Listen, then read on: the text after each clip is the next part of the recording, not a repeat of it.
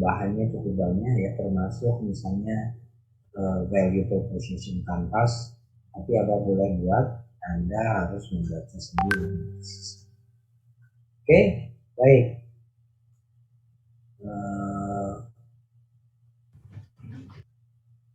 Apa ini?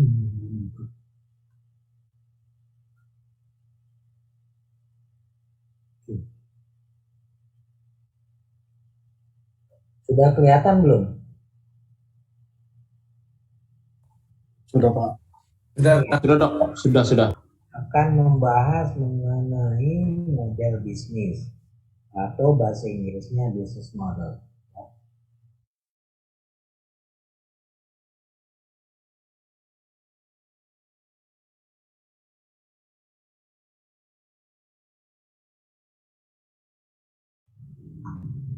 Ya, yang nggak bingung.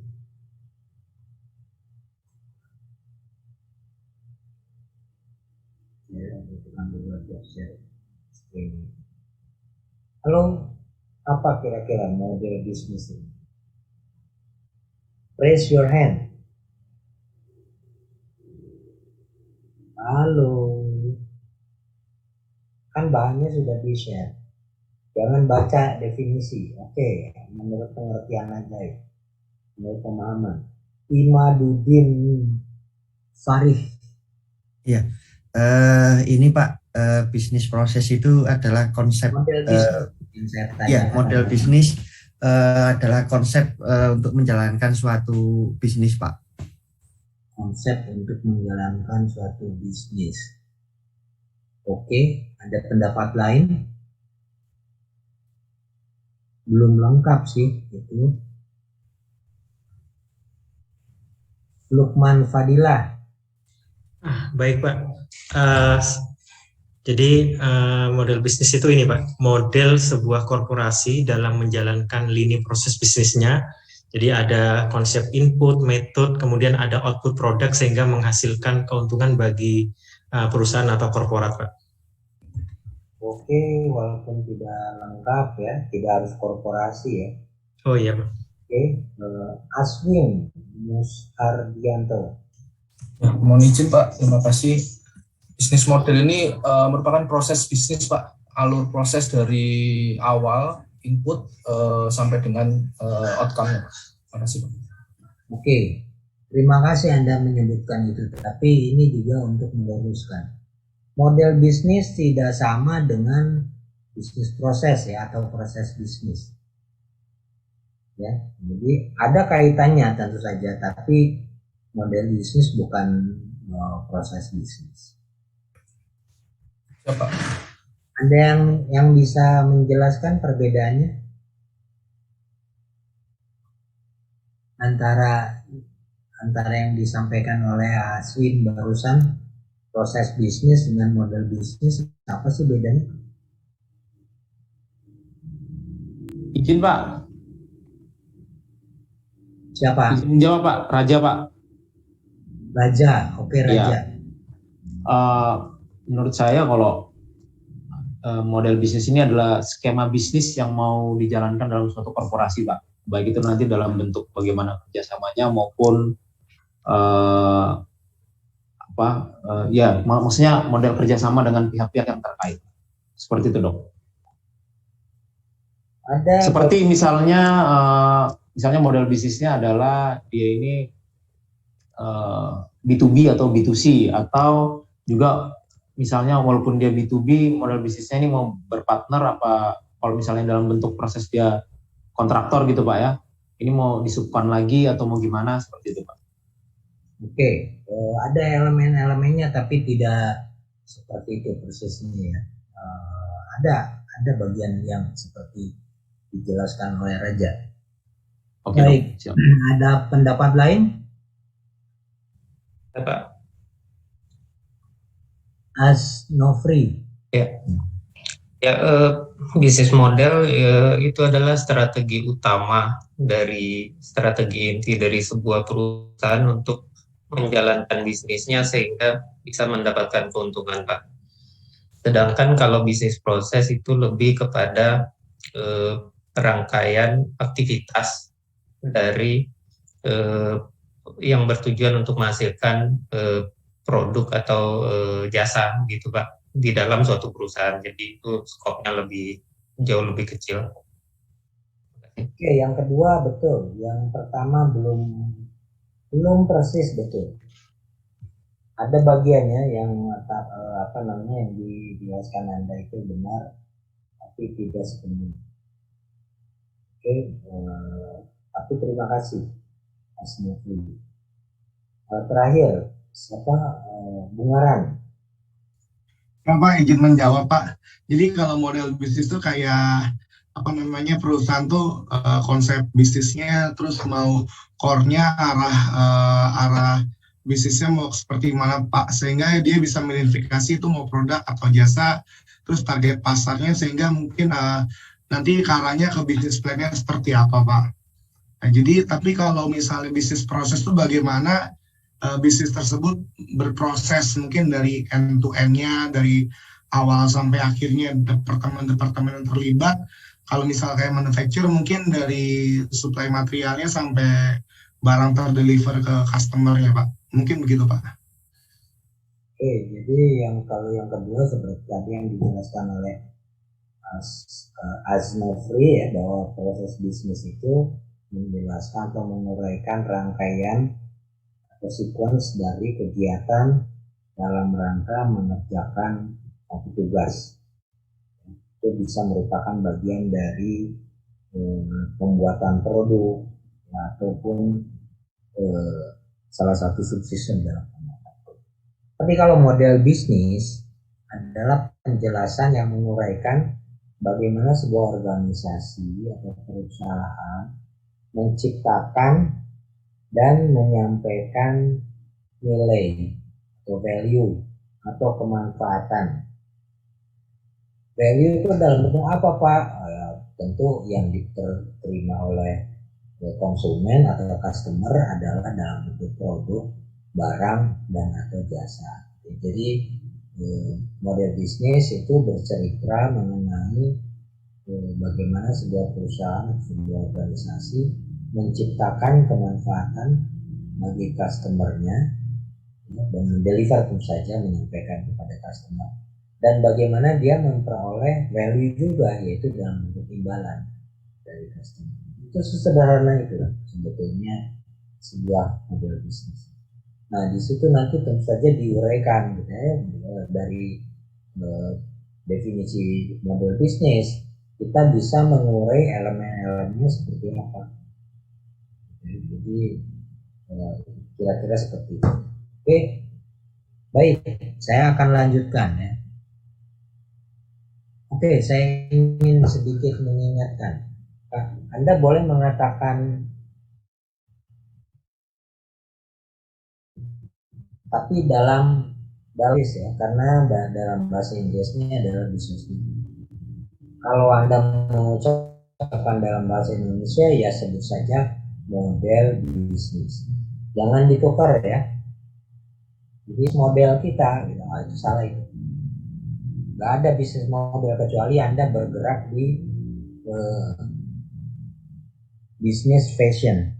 Anda bisa menjual model gitu ya, pola namanya. Tapi dalam konteks ini salah itu. Ngerti nggak ya? Jadi kalau Anda misalnya lidahnya lebih ke Indonesia, nggak apa-apa juga, sebut aja model bisnis. Saya tidak bermaksud ke Inggrisan atau ke Amerika, tapi untuk meluruskan. Jadi kalau dalam konteks ini yang kita bahas adalah model bisnis bahasa Inggris. Bahasa Inggrisnya business model. Oke, kalau ragu pakai aja bahasa Indonesia. Mirip dengan business plan. Business plan itu istilah bahasa Inggris atau Indonesia? Bahasa Inggris dong. Bahasa Indonesianya yang benar apa? Rencana bisnis. Rencana bisnis. Oke, rencana bisnis. Jadi kalau Anda mengucapkannya dalam lafal bahasa Indonesia, sebut saja rencana bisnis. Jangan menyebut business plan tapi tulisannya bisnis pakai PLAN gitu. Wah, itu salah gitu. Jadi kenapa ini saya cereweti, karena Anda S2 apalagi ITS tadi. Jadi jangan lulus dari S2-nya ITS itu menyebutkan istilah manajemen keliru-keliru. Oke, baik. Saya akan lanjut.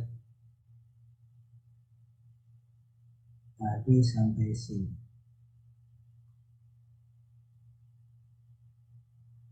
Oke.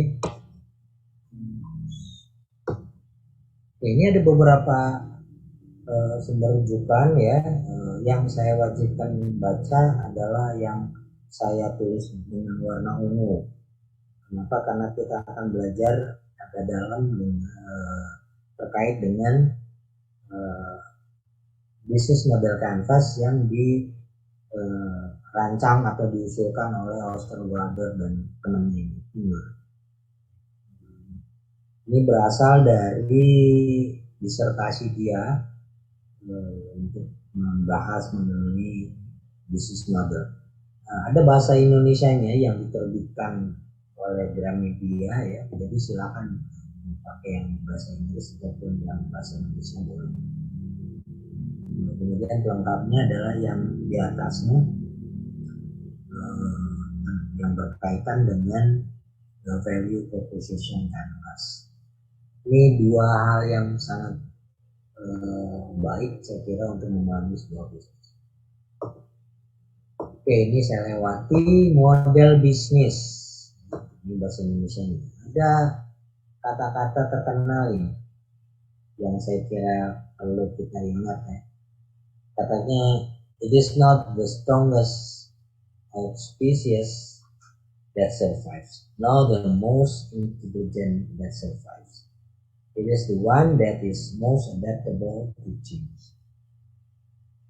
Ini kata-kata siapa kira-kira? Darwin, Pak. Darwin, Dok. Darwin, betul. Jadi dia bilang bukan spesies yang paling kuat yang akan bertahan, dan bukan pula yang paling cerdas atau paling pandai, tetapi spesies yang paling bisa beradaptasi dengan perubahan.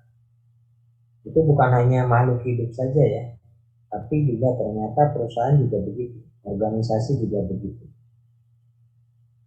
Ada yang bisa beri contoh, misalnya yang berkaitan dengan perusahaan? Izin, Dok. Oke ya Pak, Siapa? izin Pak. Ya, siapa? Rizka Pak. Rizka Shaumil. Iya. Oke, Iya silakan. Pak. Contohnya Nokia Pak. Oke. Nokia, ya kan Nokia itu dulu paling hits ya pada zamannya.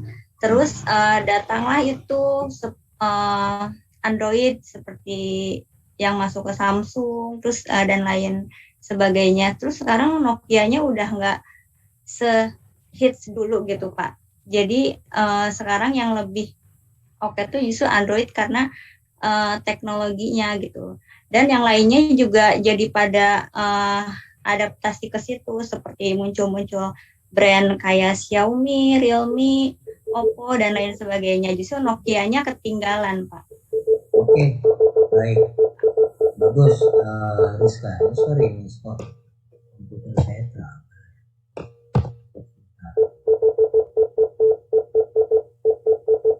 Udah ya, nggak apa-apa deh. Nanti dilanjutin aja. Oke, Raja. Iya, Dok. Selain Nokia, kita tahu dulu ada raksasa namanya Kodak yang dulu sangat zaman mungkin tahun 80 sampai 90-an sangat kuat sekali. Sekarang perusahaannya sudah mati, Dok. Karena mereka tidak terlambat berinovasi katanya. Seperti itu, Dok. Good. Jadi Nokia kurang apa ya hebatnya ya. Nokia itu perusahaan terbesar di Finland. Dia bahkan ikut mendanai riset and development-nya di negara Finland itu kira-kira sampai 70% lah. Jadi ada masanya support pembiayaan R&D di Finland itu 70% dari perusahaan Nokia. Tapi tadi ya seperti yang disampaikan oleh Rizka, jadi dia kurang pandai beradaptasi dengan perubahan, terlalu yakin dengan kekuatan diri. Jadi Nokia dianggap sangat kuat dan sangat pandai lah kira-kira gitu, cerdas, hebat. Jadi itu salah satu bukti bahwa yang dikatakan Darwin itu nyata benar. Bukan yang monyet jadi manusianya yang benar. Jadi yang seperti itu. Oke, Kodak juga sama. Dan banyak lagi. Jadi beberapa fenomena disruptif, ya, disruptive innovation itu menunjukkan ini.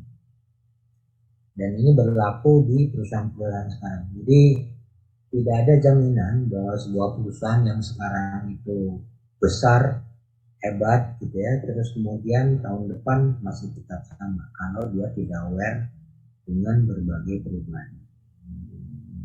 Oke. Halo, teman-teman masih monitor? Monitor dok. Monitor Pak. Karena di sini gambarnya nggak berubah gitu. Saya pikir Anda sudah menghilang di sini. Oke, saya harus keluar dulu. Bentar, ini habis.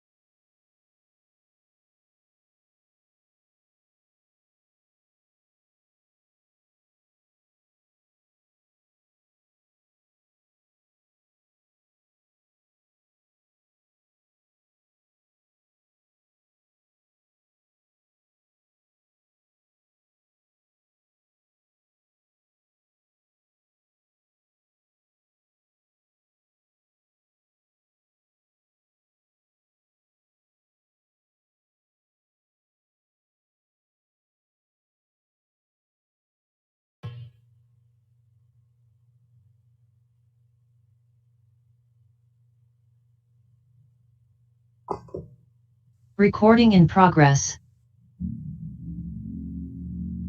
Oke, maaf terputus tadi ya.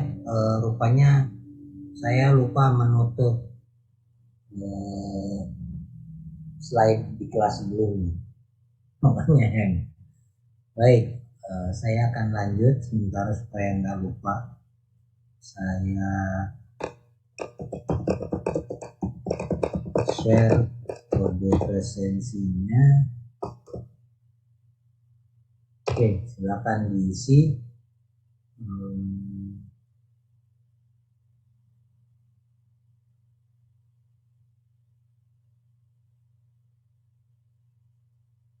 Nanti sampai belum saya buka lagi.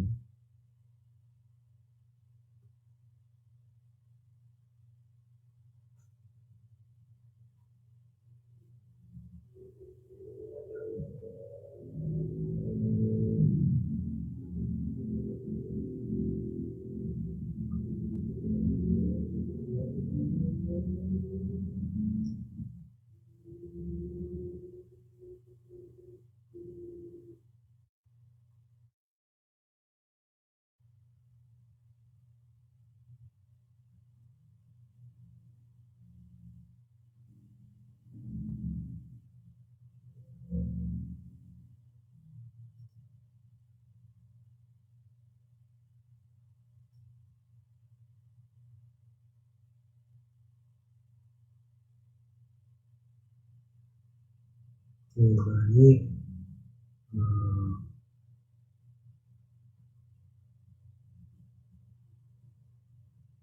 Sudah kelihatan slide-nya? Kelihatan, Dok. Oke, tadi kita sudah lewat sini ya. Baik, salah seorang ahli strategi manajemen dari ML itu mengatakan bahwa dibilang di masa depan itu persaingan bisnis tidak lagi terjadi antara perusahaan ataupun antara produk, melainkan antara model bisnis.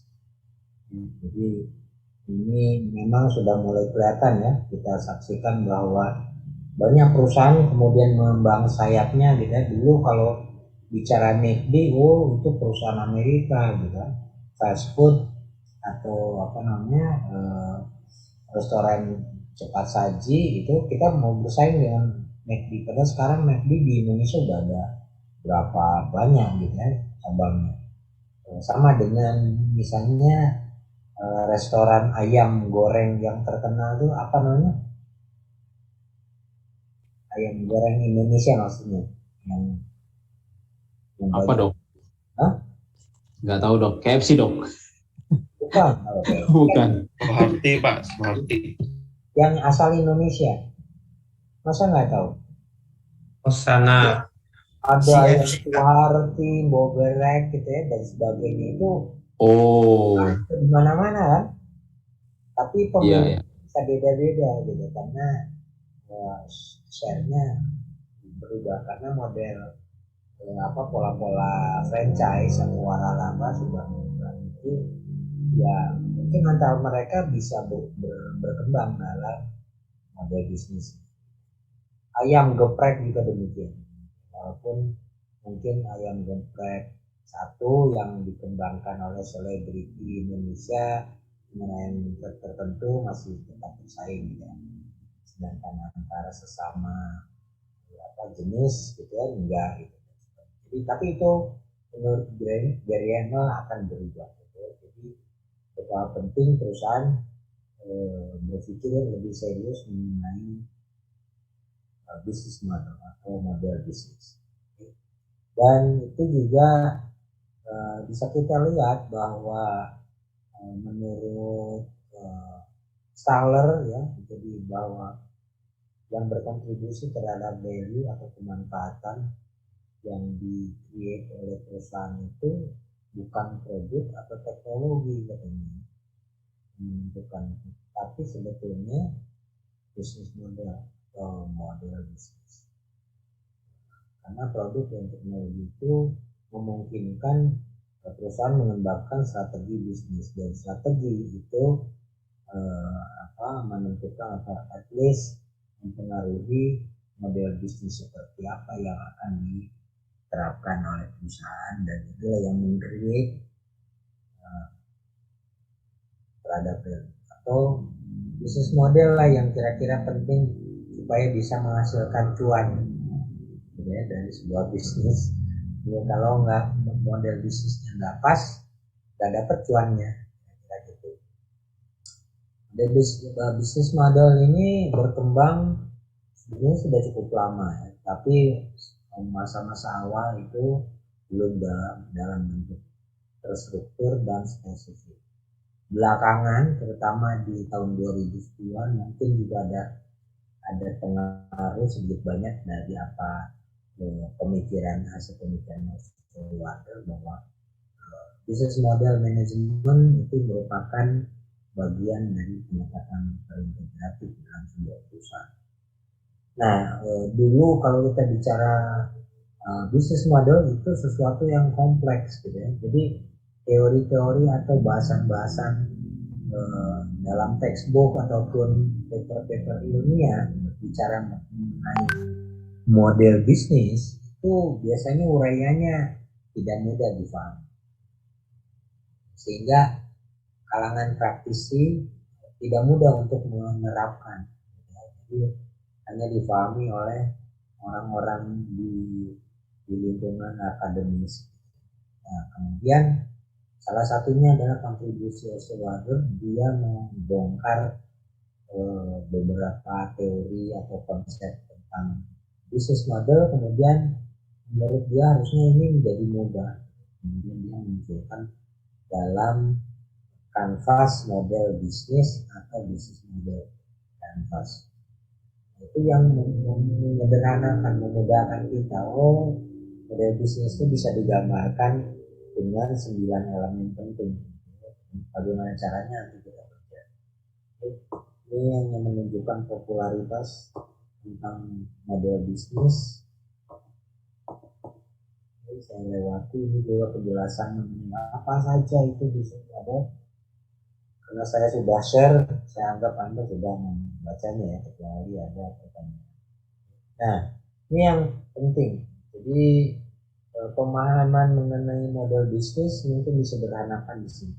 A business model describes the rationale of how an organization creates, delivers, and captures value. Jadi sebuah model bisnis menjelaskan rasional atau logika atau alasan bagaimana sebuah organisasi menciptakan, mendeliver nilai dan juga memperoleh nilai. Capture nilai itu artinya mendapatkan imbalan. Jadi perusahaan itu kan menyampaikan value kan kepada customer. Dalam bentuk apa value? Dalam bentuk produk ataupun jasa, ya. Dan dia dengan mendeliver produk dan jasa tersebut, maka harapannya dia mendapatkan value juga dalam bentuk apa? Imbalan, ya, reward kan.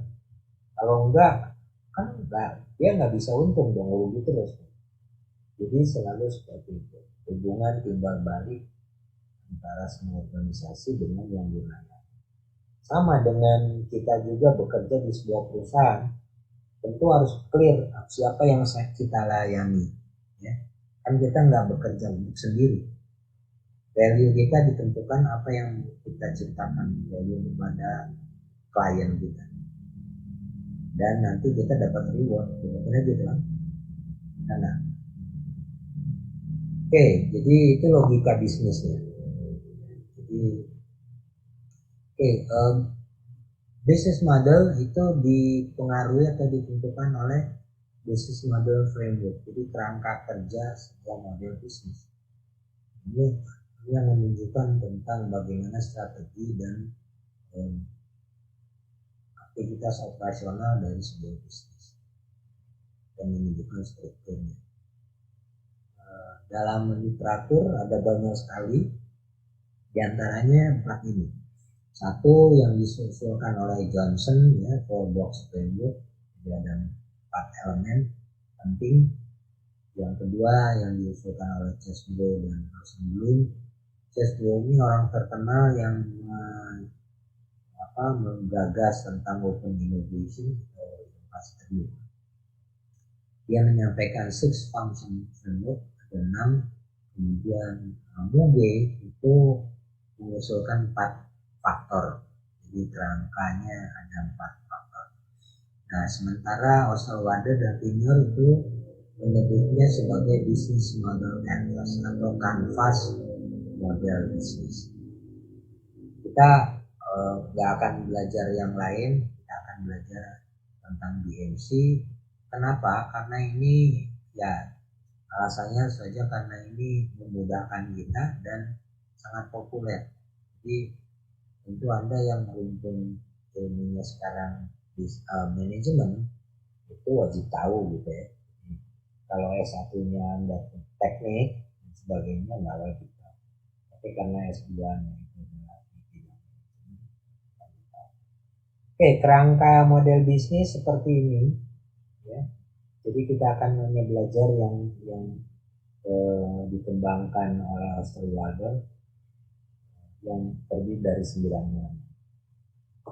Saya akan lewati ini ya. Oke, jadi pada dasarnya menurut Osterwalder bahwa business model framework itu terdiri 4 komponen utama. Satu adalah customer. Jadi dalam bisnis itu kita harus paham tentang siapa yang kita layani, yang kita berikan value, produk, barang ataupun jasa. Yang kedua, apa yang kita offer, yang kita tawarkan, itu value creation, manfaat apa yang kita janjikan. Ketiga, misalnya infrastruktur yang mendukung hal tersebut. Dan keempat, implikasi cuan.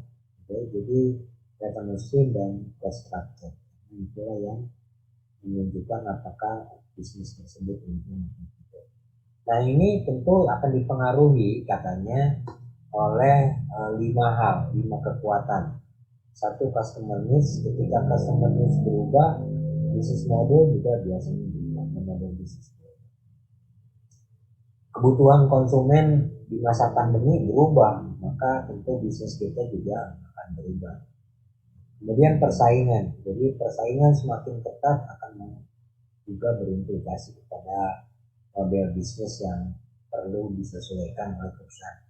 Kemudian kalau teknologinya juga berubah, umumnya itu mendorong kita perlu menyesuaikan model bisnis. Keempat juga perubahan sosial ya. Perubahan sosial itu termasuk di sini consumer behavior, perilaku konsumen yang misalnya masih takut belanja ke pasar, takut makan di restoran, dan sebagainya. Itu berubah model bisnis perlu kita kembangkan. Dan terakhir, lingkungan legal, termasuk aturan regulasi. Misalnya sekarang kan nggak boleh kita berkerumun gitu ya, nggak boleh di restoran makan lebih dari berapa jam, 3 jam mungkin, 30 menit ya.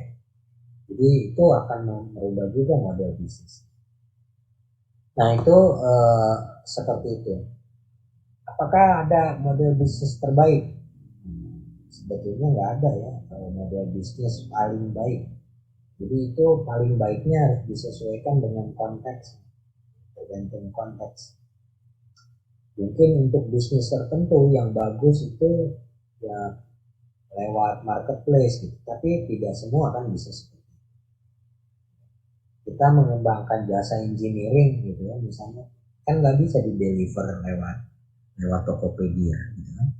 Kita harus datang ke site-nya. Jadi misalnya Garuda Maintenance Facility berubah bisnisnya gitu, melayani industri oil and gas, kan nggak bisa menggunakan Tokopedia gitu di deliver produk.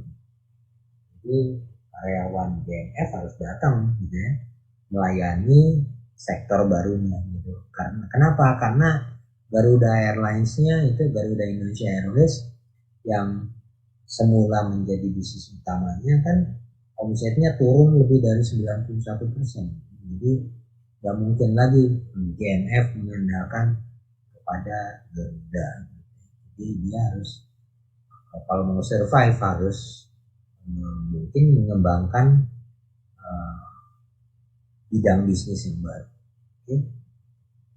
Oke, ini saya lewati bisa dibaca sendiri. Nah, bisnis model Canvas ini contoh ya. Jadi ketika Osterwalder mengerjakan ini waktu masih kalau nggak salah ini tentang setelah selesai master dia menyusun disertasi.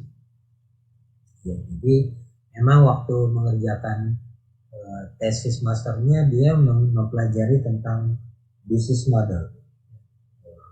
Kemudian dia juga menyusun disertasi di bidang itu, lalu menerbitkan buku dan memberikan pelatihan-pelatihan ya, itu. Makanya dia ngetop di kalangan praktisi bisnis itu cukup terkenal dan memang setelah diuji di dunia nyata oleh praktisi konsep dia bisnis model Canvas ini enak untuk dipakai gitu ya, untuk analisis perbaikan itu mudah gitu, jadi makanya sangat populer dan juga banyak dipakai oleh para mentor atau coach startup karena memudahkan para pelaku startup untuk menyusun business plan khususnya strategi bisnis. Oke, jadi nah ini bukunya ya bagus saya kira dan bukunya nggak terlalu susah dibaca, tidak seperti buku-buku ilmiah lain gitu ya susah gitu ya dipahami, ini enak dibaca. Dan ini udah ada bahasa Indonesia nih, silakan belajar. Oke, konsep dalam sebuah model bisnis itu menjelaskan tentu berkaitan dengan who, what, why, how dan sebagainya. Biasa lah ya. Nah, itu akan membentuk elemen-elemen atau komponen-komponen penting apa saja yang harus diperhatikan. Secara sederhana singkatnya bahwa yang diusulkan oleh Osterwalder dia menyebutnya bisnis model Canvas. Kenapa? Canvas itu kan bidang kosong ya. Kalau pelukis mau menuangkan idenya kan dengan kanvas ya. Ada kanvas. Nah ini analoginya mirip seperti itu. Terus kita kalau ingin menuangkan atau menggagas atau melakukan analisis tentang sebuah bisnis, maka menggunakan kanvas. Logika sederhananya kira-kira seperti itu oleh Osterwalder. Dan dia menggambarkan gambar seperti ini nih. Kanvas model bisnis itu menunjukkan bagaimana keterkaitan antara 9 elemen. Oke, apa saja itu? Satu, customer segments. Jadi perusahaan tentu perlu jelas atau clear siapa sebetulnya customer segment yang dia layani. Ya. Apakah semua penduduk? Enggak gitu misalnya. Penduduk yang mana gitu ya? Bisa dengan segmentasi tertentu kan. Oh, perusahaan ini hanya menyasar orang-orang dewasa yang sudah bekerja dengan pendapatan misalnya 30 juta sebulan dan ke atas dan sebagainya. Yang kedua, value proposition adalah nilai atau manfaat yang dijanjikan oleh perusahaan. Hanya digambarkan dengan hadiah gift ya. Karena harus bervalue, bernilai. Kemudian channel itu digambarkan dengan kendaraan karena dia menunjukkan sebagai media atau sarana untuk menyampaikan value kepada customer segment dari perusahaan. Dengan keempat, customer relationship digambarkan oleh hati gitu ya. Hati seperti ini atau juga kalau ada film-film Korea katanya pakai simbol seperti ini. Itu menunjukkan hubungan kedekatan antara perusahaan dengan customer segment karena dia berfungsi untuk meningkatkan dan mengelola atau mempertahankan customer. Kelima, revenue stream, apa implikasi cuannya bagi perusahaan gitu ya, dengan memberikan, menciptakan dan mendeliver value itu apa yang diperoleh oleh perusahaan. Itu digambarkan oleh mesin cash register. Kemudian yang keenam adalah key resources, ditunjukkan dengan koper yang dibawa oleh orang. Kemudian ketujuh adalah key activities yang dilakukan dalam rangka mensupport ke 6 elemen sebelumnya. Dan ke-8 key partnership, makanya ditunjukkan oleh ring, cincin, karena menunjukkan kemitraan. Ini penting menurut Osterwalder karena tidak ada satupun perusahaan yang bisa bekerja sendiri, pasti membutuhkan pihak lain ya, makanya membutuhkan kemitraan. Sebuah perusahaan jarang misalnya dia membiayai diri sendiri, mengelola uangnya sendiri. Dia mungkin akan butuh lembaga keuangan, apakah itu bank ataupun non bank dan sebagainya. Repot kalau semuanya dikelola sendiri. Repot kalau semuanya misalnya harus diusahakan sendiri dalam rangka menyediakan bahan baku. Sebabnya dia akan bermitra dengan supplier ataupun pasar. Dan terakhir saja implikasinya adalah kepada biaya atau pengorbanan yang harus mereka keluarkan dalam rangka hidup. Timur Sahadewa, ada pertanyaan? Ya, izin bertanya. Jadi untuk salah satu tools untuk inovasi ini adalah BMC ya, Prof ya? Business model kita. Nah, kadang di suatu perusahaan itu ada inovasi yang sifatnya internal, Prof. Untuk penghematan atau mempercepat proses gitu. Nah, apakah tools BMC ini cocok ya digunakan untuk inovasi internal perusahaan seperti itu, Prof? Karena ya bagian yang terkait itu ya hanya divisi internal, sedangkan untuk pembiayaan ya biasanya dari anggaran saja gitu. Kira-kira cocok gak ya, Prof? Kira-kira ada yang bisa berpendapat nggak menjawab pertanyaan Mas Timur ini? Kalau yang dilakukan adalah inovasi sifatnya internal, BMC cocok nggak? Halo, ada nggak? Faiz Rizkullah. Ya Pak, terima kasih. Menurut saya kurang cocok Pak, karena ini inovasi di internal perusahaan itu lebih cocok pakai sistem Kaizen kalau enggak masuk project budgeting, kalau dia sifatnya besar. Karena kan bisnis model Canvas kan lebih ke arah konsep dari keseluruhan bisnis gitu. Menurut saya pribadi ya Pak. Terima kasih. Oke, ada pendapat lain? Saya sambil ini daftar absensi ya. Karena tadi kok menutup. Halo? Raja. Iya, menurut saya Dok bisa dipakai bisa enggak, tergantung. Kalau tadi ngeliat dari kan ada 9 struktur tuh Dok dari BMC.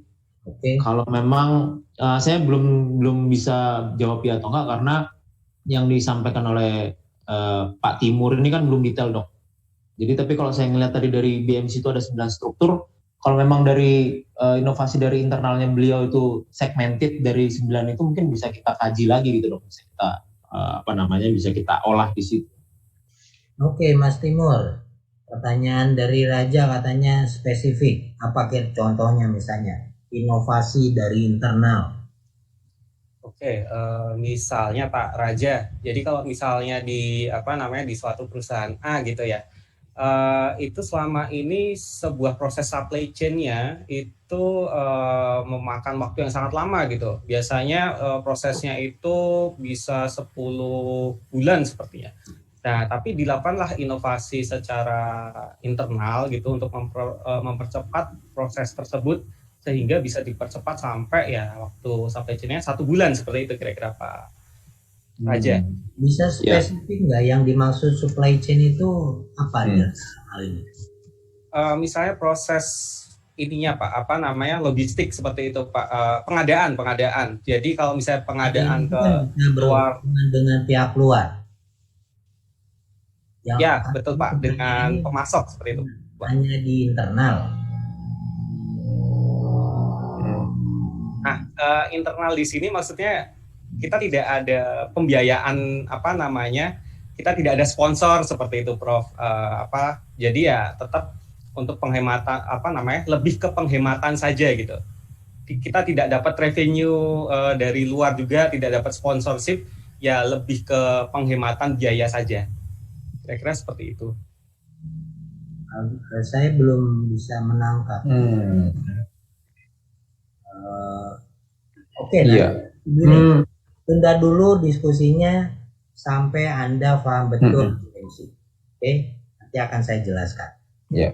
Ya, jadi mudah-mudahan tidak misinterpretasi apa yang dimaksud dengan bisnis model kanvas. Oke, jadi tadi baru sampai tahap ini ya. Oke, Recording stopped. saya lanjut. Recording Oke, in nah, progress. oleh karena itu gambarnya kira-kira seperti ini.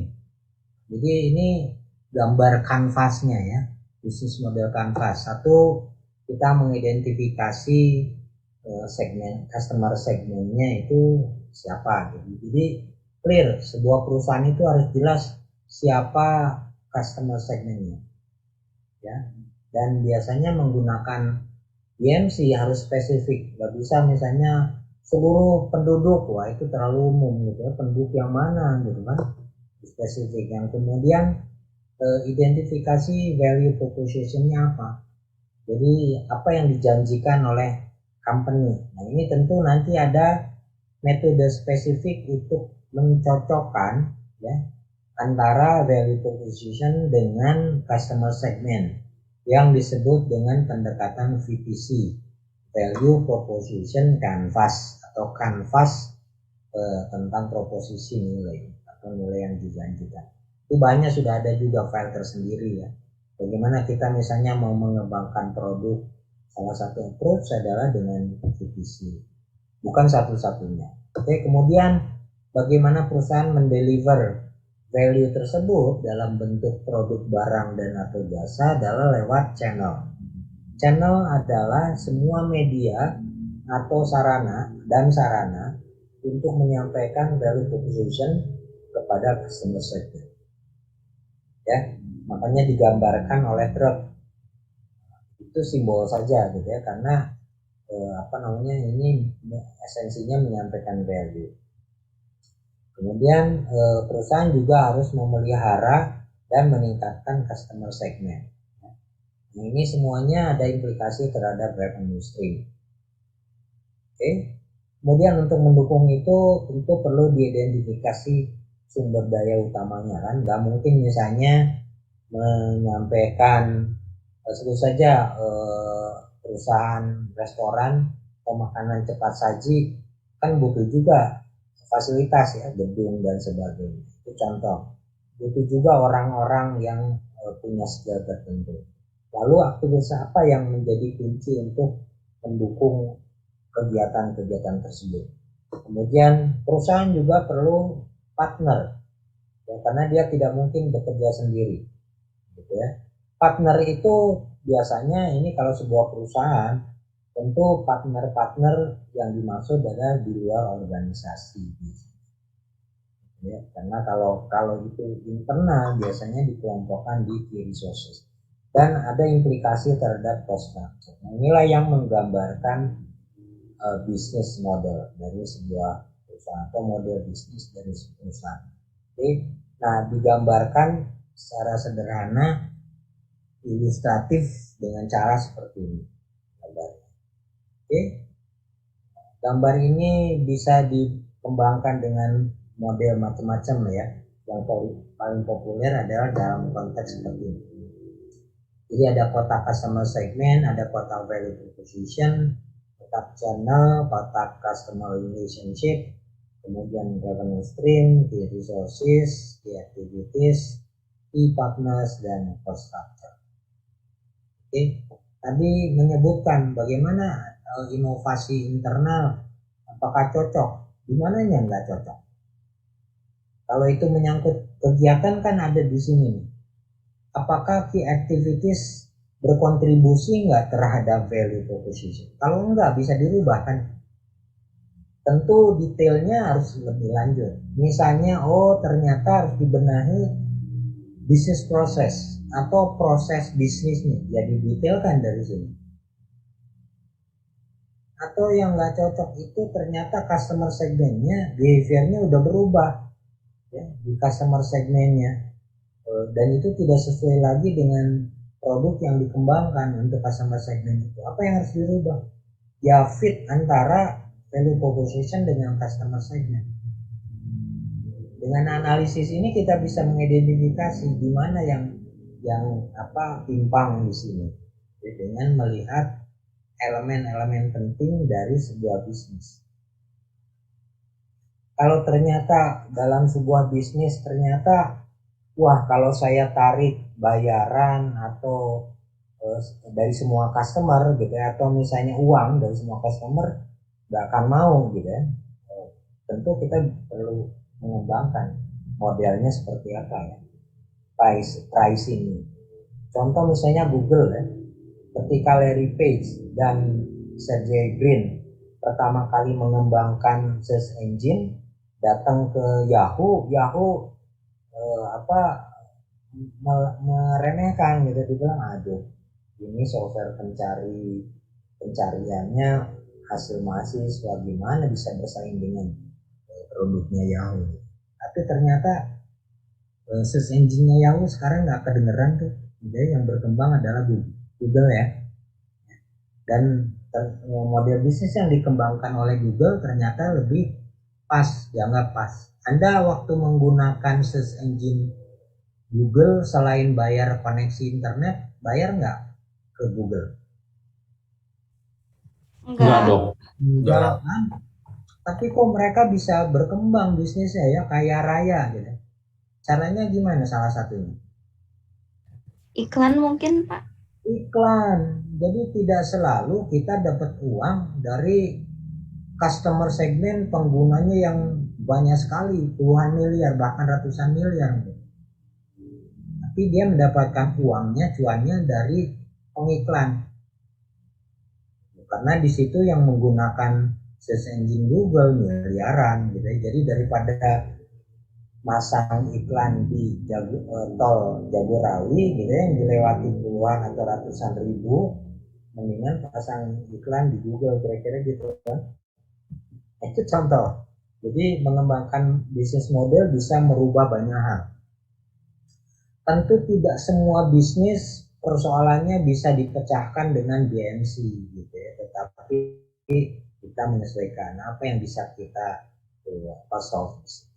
At least BMC itu bisa kita gunakan ketika kita membedah praktik bisnis yang berjalan. Jadi ketika misalnya Anda mempelajari sebuah perusahaan nih, wah Anda kumpulkan informasi, baca mungkin sebulan belum tentu ngerti juga gitu ya, secara mendalam. Tapi ketika pakai tools BMC itu memudahkan sekali. Relatif dalam waktu kurang dari seminggu Anda paham bisnisnya sebuah perusahaan. Karena sudah dibimbing elemen penting apa saja yang harus Anda pelajari gitu ya. Bagaimana mereka mendapatkan cuannya dan sebagainya. Dan ini juga bisa menjadi modal dasar Anda melakukan inovasi. Tentu bukan satu-satunya tools, karena ada tools yang lain yang perlu kita pakai untuk melengkapi. Oke, jadi jangan anggap BMC ini adalah panacea atau obat mujarab segala penyakit, enggak gitu. Jadi ini sama aja dengan misalnya mesin pemotong rumput. Ya, Anda nggak bisa kan menggunakan silet untuk cukur jenggot, untuk memotong rumput, untuk memotong pohon. Semua tools harus dipakai untuk konteks yang pas.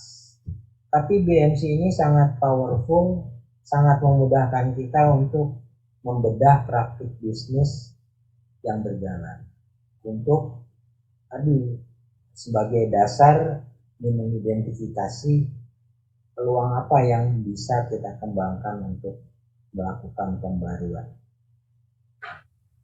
termasuk pembaruan internal gitu ya. Jadi tentu ketika membedah lebih spesifik ya butuh alat lain yang melengkapi.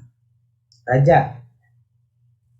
Dok, tadi kan Dokter Tautang menyampaikan bahwa ini membedah bisnis yang sudah berjalan. Kalau bisnis yang mau mulai, Dok, startup misalnya, bagaimana, Dok? Sama. Jadi sama saya ya. mengajarkan di kelas startup and new venture di universitas swasta berbahasa Inggris bahkan. Itu salah satu toolsnya ini, karena ini bisa membimbing si pengusul untuk bagaimana merancang strategi yang tepat ya untuk menyiapkan bisnis plan. Oke, Dok. Jadi, contoh misalnya gini, kalau Anda mau mengembangkan startup, sebenarnya siapa sih yang Anda layani? Nah, salah satu kelemahan pengusul startup biasanya wah semua penduduk Pak, semua penduduk kayak apa gitu. Emangnya Anda menjual langsung gitu ya ke 270 juta penduduk Indonesia kan enggak. Nah, ketika di challenge saya bilang sebutkan 40 orang. Oh, itu mulai bingung 40 orang tuh siapa ya? Waduh, nyari tuh. Jadi ada pengusul misalnya mau mengembangkan asuransi. Oke, saya bilang sebutkan 40 calon customer pertama Anda. Wah, itu susah gitu. Wah. Jadi itu membimbing kita, men-challenge kita juga. Customer segment, terus value-nya apa? Kalau kita tidak tahu customer segment, behavior-nya gitu ya, kemudian seleranya, keinginannya, kebutuhannya, bagaimana kita mengembangkan value proposition yang pas? Bisa nggak? Nggak bisa dong, gitu kan? Kan semuanya asumsi saja. Nah itu dulu di BPPT itu sampai sekarang sih ada, sekarang sudah gabung ke BRIN ya, namanya Balai Inkubator Teknologi, itu meng-create startup. Itu kalau calon startup itu ya menjadi teman kita, itu biasanya bikin bisnis proposal sangat ambisius. Nah ketika kita tanya spesifik customer segmentnya gitu, mulai itu gitu. Kemudian value proposition-nya seperti apa, mulai jelas. Oke, mari kita tes in the market. Cari 3 orang yang kira-kira mencerminkan customer segment, tanya ke mereka. Itu nggak gampang, gitu ya. Ketika teman-teman berlatih mengenai Lean Startup Methodology, itu salah satu cara berlatihnya kira-kira seperti itu. Itu nggak gampang menguji di market ya, asumsi dari bisnis. Itu contoh aja. Jadi ini banyak membantu ya pengalaman saya waktu bimbing startup, kemudian bagaimana kita menganalisis company yang sudah established dalam mengidentifikasi peluang pengembangan produk juga awalnya menggunakan beberapa mahasiswa bimbingan saya. Salah satu tools awal untuk membedah bisnis dengan BMC paling mudah itu. Baru kelihatan Mas Busro Kunjung Sasmito. Terima kasih banyak Pak Ratang. Ya. Ini untuk diskusi Pak. Di tempat kami perusahaan itu mengembangkan bisnis model kanvas ini menjadi penilaian personal Pak. Kami menyebutnya personal model kanvas. Jadi misalkan untuk poin 1 misalkan customer ya, tadi grup apa saja yang bisa kita layani, sekarang juga menjadi siapa saja yang orang yang bisa kita layani, jadi menjadi personal kami. Kira-kira tool ini menjadi tepat guna atau tidak Pak ya untuk menilai masing-masing personal Pak? Secara umum bisa dipakai. Karena base-nya adalah mengidentifikasi praktik bisnis. Praktik bisnis itu maksudnya bukan praktik jual belinya ya, tetapi bagaimana kita mendeliver value, kan kita sebenarnya bekerja itu mendeliver value ya, kan harus clear kepada siapa gitu kan, dan kita mendapatkan apa, itu harus clear. Jadi jangan sampai kita bekerja nggak jelas sebenarnya kerjaan kita nanti yang memanfaatkan siapa sih gitu kan. Kalau nggak ada yang care, kayaknya nggak layak deh kita dapat salary gitu ya. Artinya kita kan nggak meng-create value apa-apa. Jadi secara umum sebetulnya masih relevan. Itu biasanya dulu saya sering menerapkan kepada anak buah ya. Karena gini, seseorang itu dinilai punya value kalau dia memang memberikan value kepada orang lain. Orang lain itu bisa internal, bisa eksternal, klien kita di luar.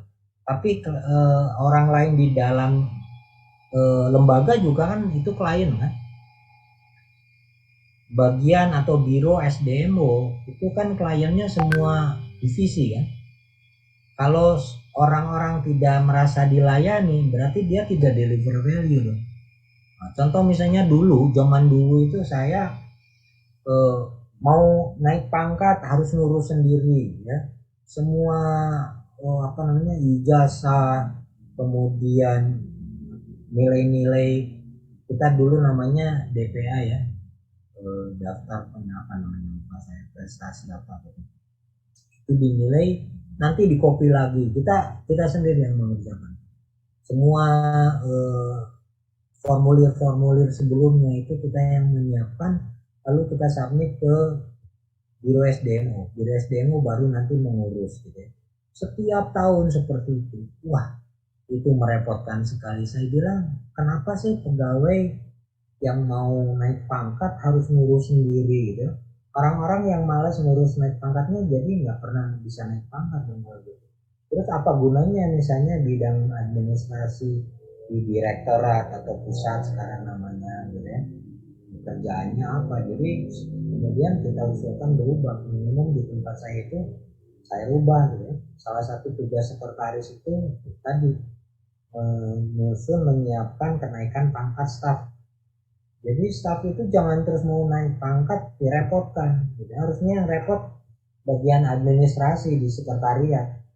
Jadi mereka itu hanya disampaikan, Pak, Bapak mau naik pangkat, ini loh berkasnya sudah kita siapkan, tinggal tanda tangan apa, udah selesai.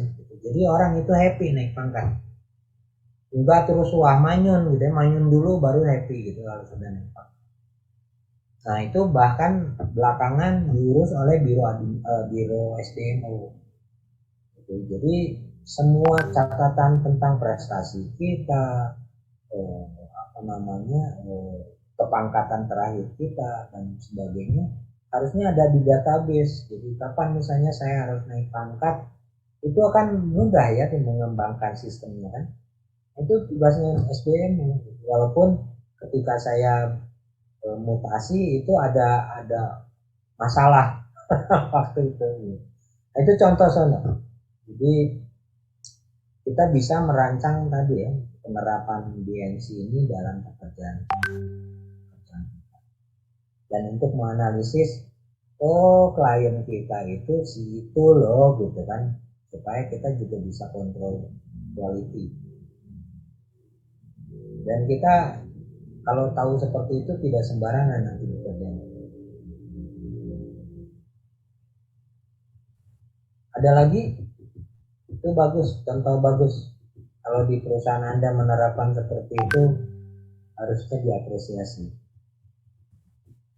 Karena dengan seperti itu, kalau terus ya, itu bisa membantu mengidentifikasi peluang-peluang berinovasi. Ada lagi? Baik, kalau tidak ada saya lanjutkan ya. Oke, jadi tadi sudah sampai sini ya.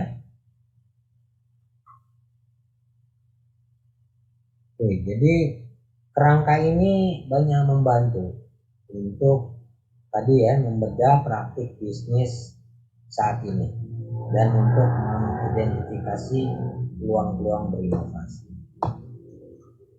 Selalu. Oke, jadi kerangka ini banyak membantu untuk tadi ya membedah praktik bisnis saat ini dan untuk mengidentifikasi peluang-peluang berinovasi. Selalu. Oke, nah bagaimana cara membuatnya? Ini ada pedomannya atau panduannya ya, bagaimana membuat atau mengisikan BMC dibaca sendiri ya. Nah, ada contoh nih. Saya ingin men-challenge Anda.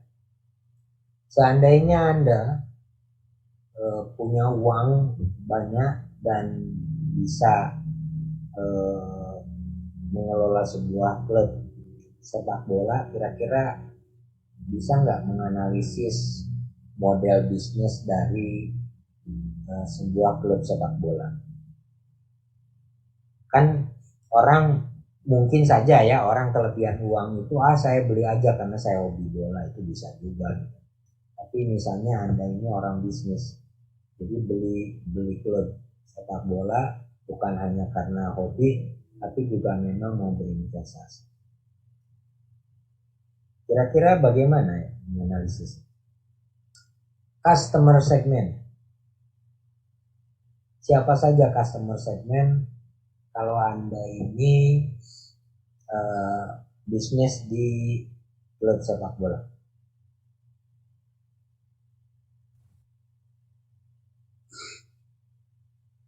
Ya.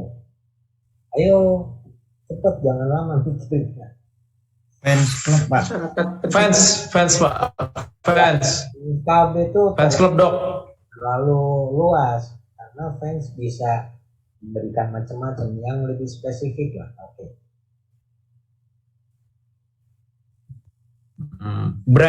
Brand produk, sponsor. Pertanyaan saya yang pertama, customer segmentnya. Tadi siapa? Oh. Tadi siapa? Sponsor Pak. Sponsor. Oke, sponsor bisa. Iya dok. Sponsor dok. Kan Anda bisa cuan dari sponsor ya. Betul. Merchandise juga dok. Merchandise, pembeli merchandise. Oke. Ya. Siapa lagi? Iklan. Iklan. Oke, tadi kan sponsor juga iklan.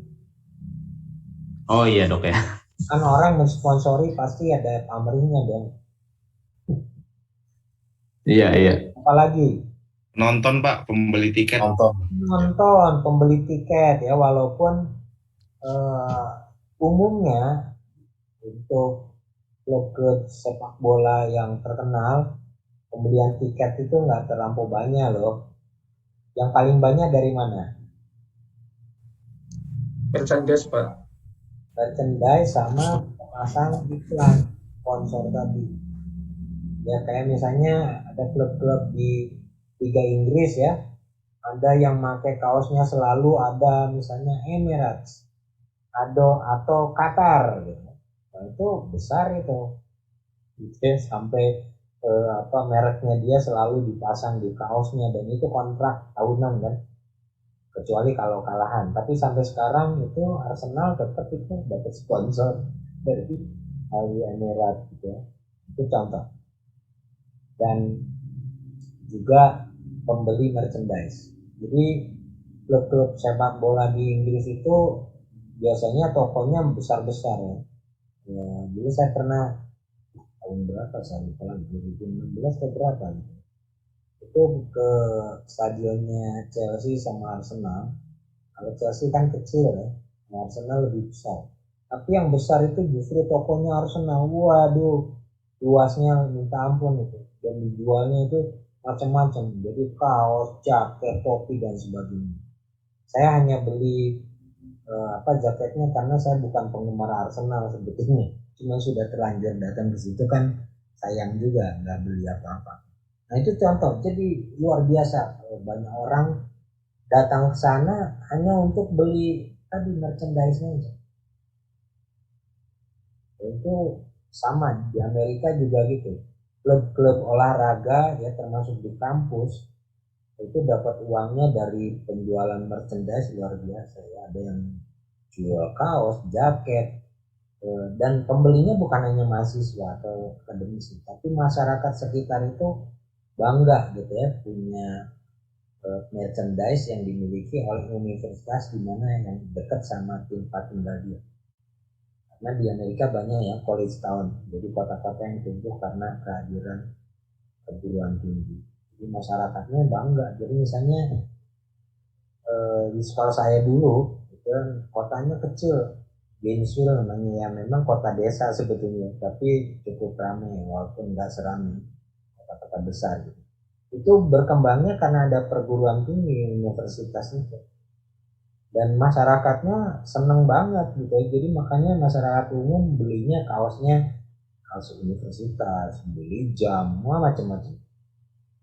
Itu banyak sekali, dan banyak sponsorship. Ya, di kita belum seperti itu. Jadi belum tentu orang sekitar Sukolilo bangga dengan ITS kan ya. Jadi di kita belum sampai seperti itu. Oke, nah ini nanti dipelajari sendiri ya, Jadi esensinya seperti itu. Ini contoh Netflix, bagaimana kalau kita menggunakan BMC untuk menganalisis bisnisnya Netflix. Nah, ke depan Anda coba gunakan BMC ini dalam rangka menganalisis awal praktik bisnis perusahaan yang menjadi kasus dari proyek kelas Anda. Itu sebabnya saya meminta teman-teman segera bentuk kelompok dan tentukan case-nya, karena nanti akan menggunakan BMC sebagai tools awal untuk membedah bisnisnya.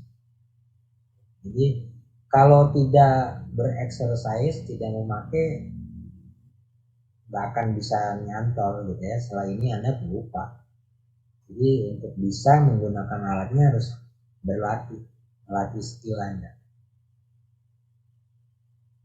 Gitu ya. Sebetulnya dari sini nanti kita berlatih dengan menggunakan VPC untuk menganalisis dan sekaligus juga untuk mengembangkan produk ya sebagai tahap awal. Jadi VPC akan menghubungkan value proposition dengan customer segment. Apakah sudah match atau sudah fit atau belum?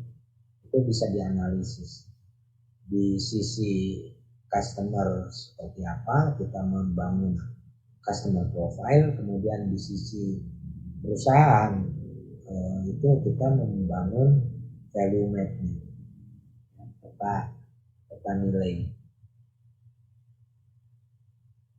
Ada yang sudah baca bahannya VPC? Kalau belum tolong dibaca ya, karena tentu belajar mandiri harus menjadi bagian dari tanggung jawab Anda. Gak mungkin semua bahan itu kita diskusikan di kelas.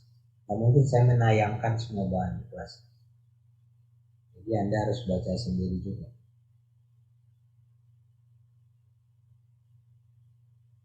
Oke, masih ingat nggak pengertian SKS?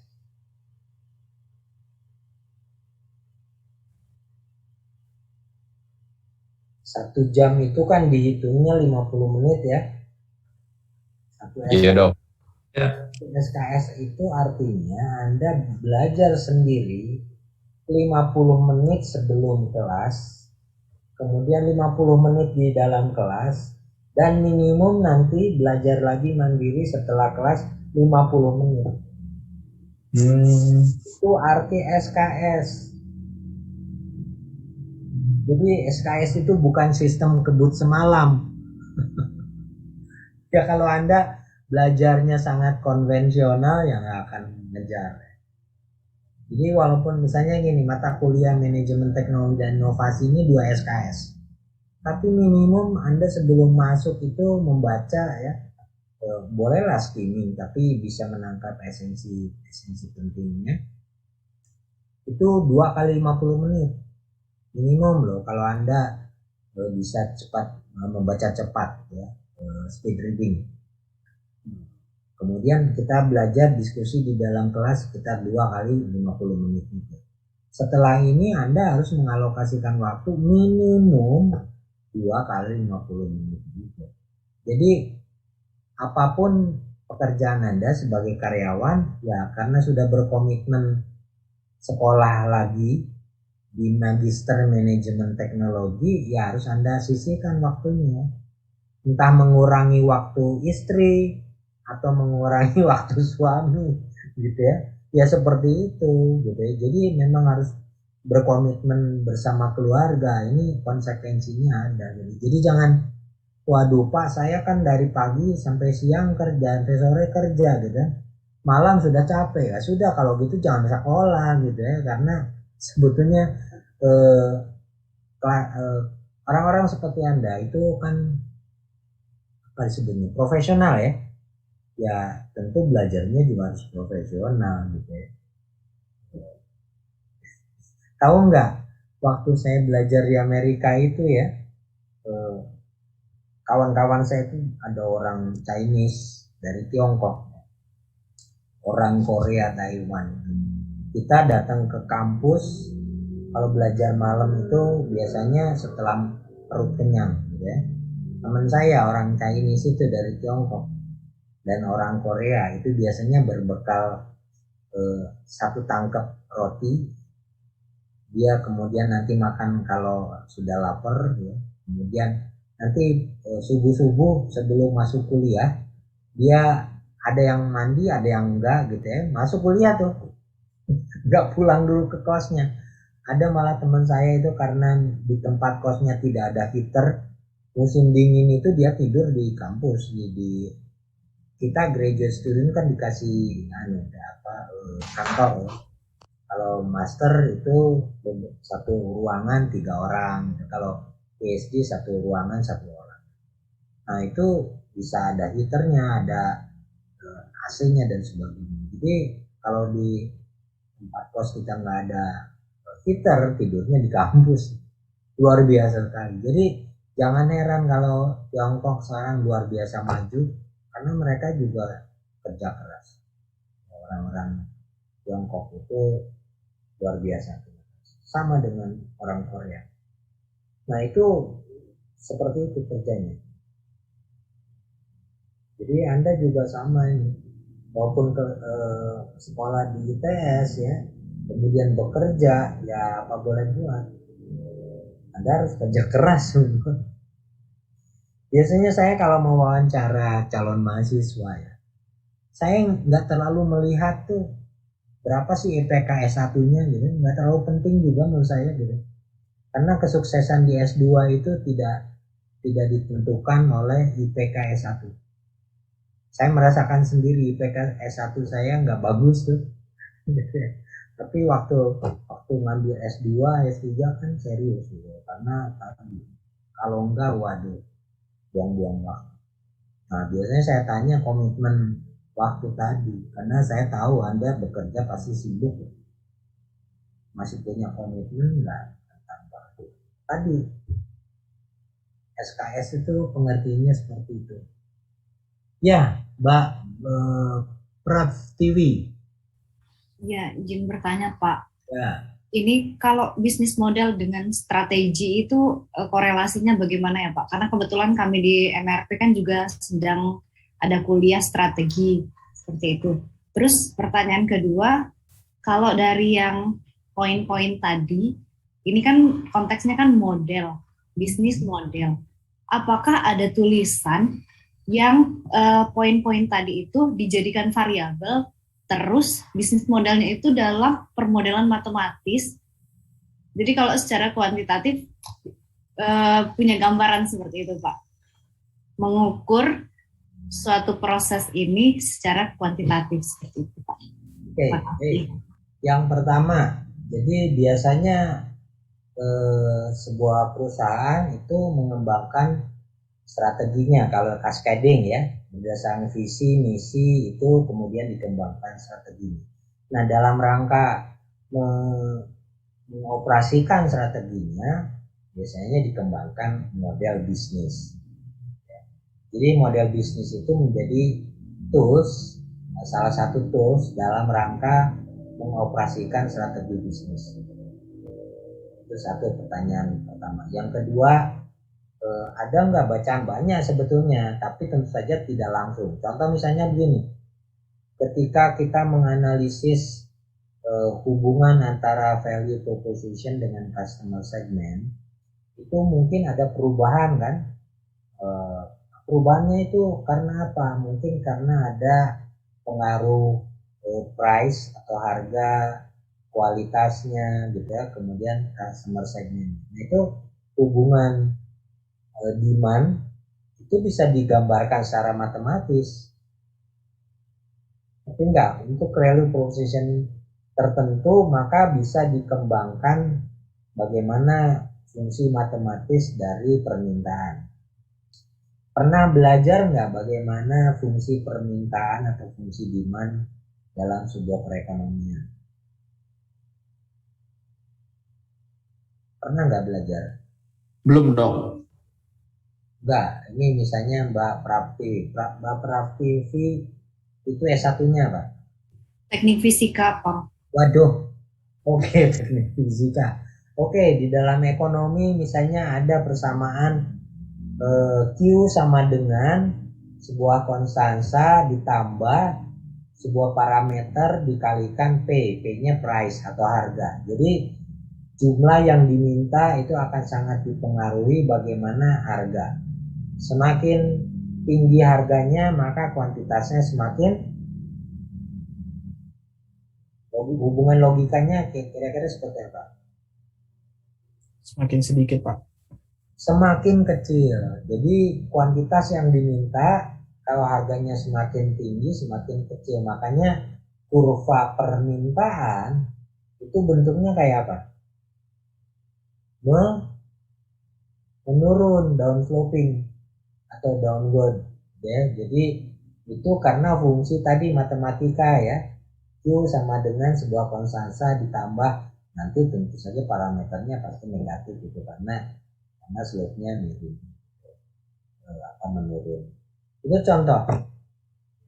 Tapi tentu saja tidak langsung ya. Terus bagaimana misalnya hubungan antara customer segment dengan revenue? Ya, tergantung kan segmen mana yang membayar dengan tingkat berapa, maka dia akan mempengaruhi tingkat revenue-nya kan. Kemudian implikasi dari kegiatan itu ada implikasi atas kegiatan, ada pengaruhnya terhadap cost structure. Hubungan profit adalah apa? Fungsi profit itu adalah bagaimana? Ada yang tahu nggak? Rumus atau formula profit atau keuntungan itu secara umum seperti apa? Ini basic. Jual dikurangi HPP, Pak. Oke, jadi total revenue dikurangi total cost.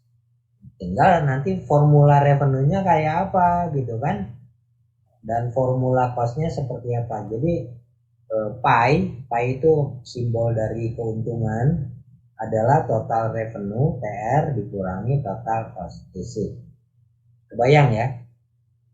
Nah nanti bagaimana kita mencari misalnya keuntungan maksimum? Masih ingat nggak cara matematika mencari fungsi maksimum? Ayo, dari fisika masih ingat nggak?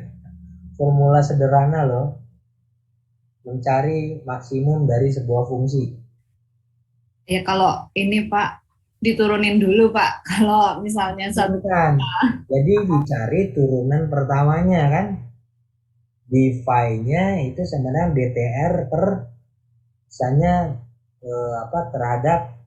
terhadap price gitu ya, dan TC terhadap turunannya. Maka simbol umumnya turunan dari revenue itu marginal revenue, turunan dari cost adalah marginal cost. Turunan pertama harus berapa kalau untuk mencari nilai optimum? Masih ingat nggak? Saya lupa. Turunan pertama harus 0 dong. Ya nggak? Turunan pertama 0, maka 0 sama dengan MR dikurangi MC, marginal revenue sama dengan dikurangi marginal cost. Oleh karena itu, profit maksimum akan tercapai pada MR sama dengan MC. Jadi marginal revenue sama dengan marginal cost. Itu implikasi dari maksimalisasi profit. Ya, dari formula sederhana tentang formula profit. Kalau kita mau bermain-main dengan formula matematis antara revenue stream dengan total cost tadi.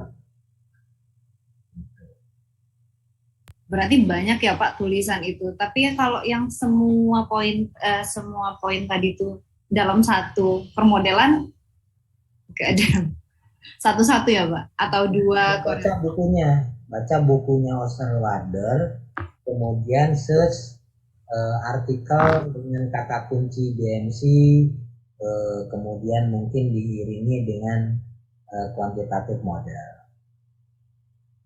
Jadi jangan berharap semuanya ada kayak di Al-Quran gitu ya, nggak ada.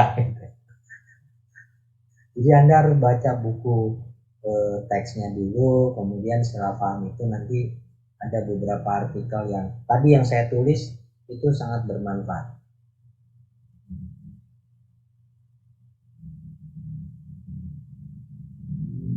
Oke. Ada lagi pertanyaan? Masih penasaran? Nadira. Ya, izin Pak mengenai customer segment. Jadi misalkan ingin membuat pada awal startup itu dibangun, kita ingin mendefine customer segmentation. Nah, itu best practice-nya kita membuat asumsi dulu, kira-kira siapa customer kita, lalu kita validasi, atau ada best practice lain ya Pak? Terima kasih.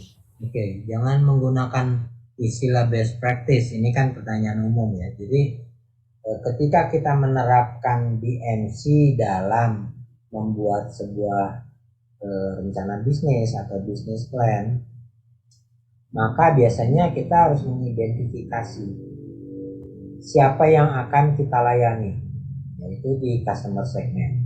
Misalnya beri saya contoh, Mbak Nadira mau bisnis apa? Misalkan bisnis di bidang kesehatan Pak. Oke, kesehatan. Siapa yang akan Anda layani? Produk Anda, produk kesehatan atau layanan kesehatan? Mungkin layanan Pak, mungkin di bidang e-health. Oke. Siapa yang akan Anda layani? Kemungkinan di generasi milenial Pak, karena memang kalau di e-health itu kan kira-kira usernya tuh harus sudah mengerti teknologi Pak. Nah, itu nanti Anda identifikasi. Jadi misalnya mulai dari siapa customer segmennya, oh milenial. Milenial itu siapa gitu kan, lebih spesifik. Setelah saya akan melayani kaum milenial yang usianya itu antara 20 sampai 30 Pak gitu. Karena ya kira-kira itulah kawan-kawan saya di S2 misalnya ini ya. Kemudian pertanyaan berikutnya kan, segmen usia seperti itu yang di mana? Apakah misalnya gini, Mbak Nadira tinggal di mana? Di Tangerang Selatan, Pak. Tangerang Selatan, oke. Yang menjadi sasaran adalah Tangerang Selatan di Kecamatan Serpong, misalnya ini ya. Kecamatan Serpong, kemudian Pamulang dan mana gitu ya. Spesifik. Jadi membuat segmentasi yang spesifik. Sampai analisis yang lain, kemudian nanti biasanya kita perlu mentes, menguji asumsi-asumsi kita. Oke, ambil misalnya sampel ya dari Tangerang Selatan, Kecamatan Serpong. Anda cari orang bisa secara random, bisa berposif, cara samplingnya ya itu untuk diuji. Benar nggak asumsi Mbak Nadira itu seperti itu? Tanya gitu ya. Jadi ya misalnya saya mengembangkan layanan, Mbaknya mau nggak menggunakannya? Kalau mau menggunakan kira-kira bersedia nggak kalau bayar begini dan seterusnya. Nah seperti itu testingnya. Jadi itu pendekatan yang namanya Lean Startup, itu membangun konsep kemudian mengujinya, mengukurnya, learning. Oh ternyata mereka bilang ini kemahalan ini. Oke, kalau gitu kita sesuaikan. Mungkin harganya diturunkan atau layanan juga dikurangi. Seperti itu. Jadi biasanya developing startup business plan untuk startup itu melalui proses repetisi ya. Tapi supaya tidak terlanjur salah di ujungnya gitu, kita sudah merancang mass production gitu, bikin layanan kesehatan itu ternyata mereka bukan itu menginginkannya gitu. Nah, supaya nggak terlanjur seperti itu, maka testing our assumption itu sangat penting. Itulah yang biasanya katanya yang membawa kepada startup yang berhasil. Kita juga bisa belajar dari beberapa contoh yang berhasil ya. Misalnya bisnisnya William Tanujaya itu kan dia menirunya nggak susah-susah itu model bisnisnya. Dia itu mempelajari ketika dia jaga warnet kan karena ayahnya sakit, kemudian dia harus membiayai sendiri. Itu dia kerja di lingkungan kampus binus jaga warnet gitu.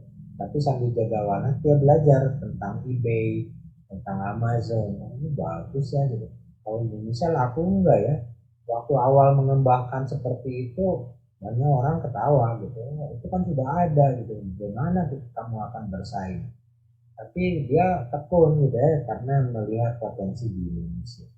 Waktu awal mengusulkan untuk mencari dana nggak ada yang mau gitu. Akhirnya yang mau mendanani awal itu kan bekas bosnya. Bekas bosnya mau mendanai karena melihat si William ini anak baik gitu ya.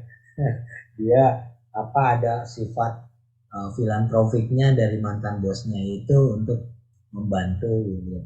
Dan dari situ dia bisa menyewa ruko dan jadi bisnisnya dia itu dibangun kan bertahap. Dia mengakui jatuh bangun juga sama dengan Ahmad Zaki. Dia tidak langsung berhasil gitu lewat jatuh bangun walaupun mungkin tidak melalui lagu dangdut. Jatuh bangun. Itu ya kira-kira. Jadi kembali ke sini bahwa tools BMC itu sangat useful, membantu dalam tadi ya menyiapkan bisnis plan dan sebagainya. Ini mungkin kalau di kita kira-kira sejak 2009-2010 menjadi sangat populer. Makanya dulu saya tugaskan teman-teman karyawan yang bekerja di balai inkubator itu training tentang Lean Startup yang tersertifikasi, belajar tentang BMC dan sebagainya. Itu ternyata banyak manfaatnya untuk membantu para tenan kita. Menjawab pertanyaannya nggak, Mbak Nadia? Iya Pak, terima kasih.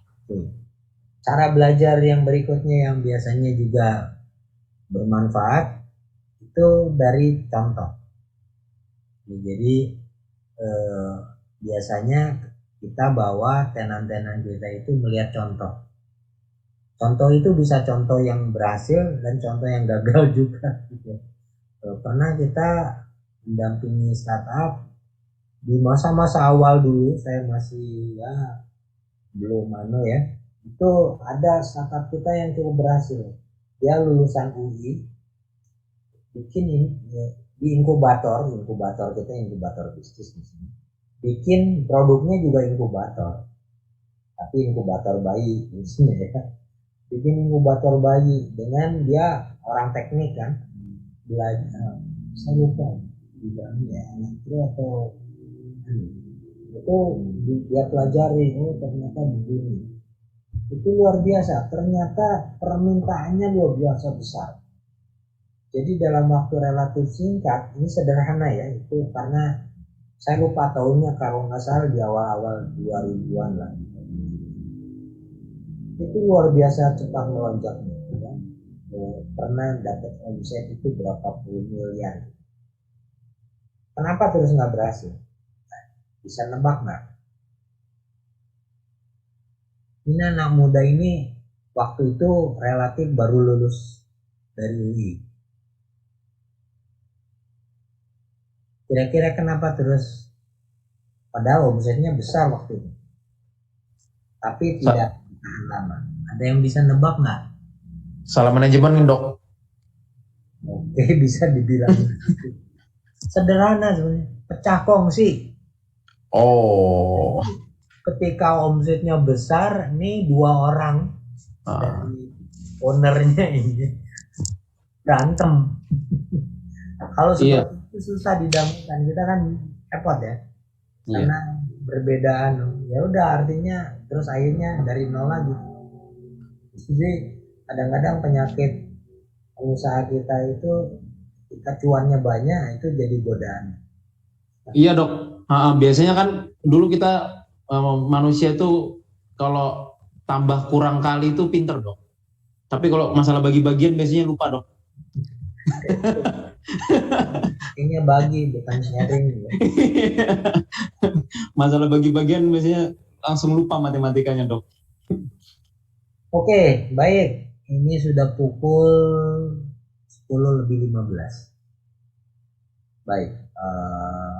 Jadi saya mohon nanti dibaca sampai selesai bahannya plus bahan tentang saya beri judul di bahan kedua itu VPC itu targeting customer ya. Jadi sebenarnya alat itu untuk bisa mempertajam kita kepada customer tertentu. Jadi bagaimana kita merancang produk baik barang dan atau jasa dengan memahami sebetulnya kebutuhan konsumen seperti apa dengan VPC. Oke, mudah-mudahan kita semua diberi kesehatan dan bisa bertemu lagi minggu depan. Oke. Amin. Baik, jadi saya pesan ke Rajan ya. Siap, Dok. Difasilitasi pembagian kelompok. Siap. Dan penentuan topiknya masing-masing kelompok. Ya. Saya bisa segera memulai proyek kelas. Kalau enggak nanti Anda enggak berarti. Ya. Udah dibagi tadi, Dok, sembari pelajaran dimulai tadi kami sudah bagi, Dok. Nanti tinggal harus konsensus ya. Jadi anggota kelompok sepakat. Ya, Dok. Siap. Oke, baik. Baik, kalau tidak ada lagi kita akhiri ya. Selamat beristirahat. Terima kasih. Assalamualaikum warahmatullahi wabarakatuh.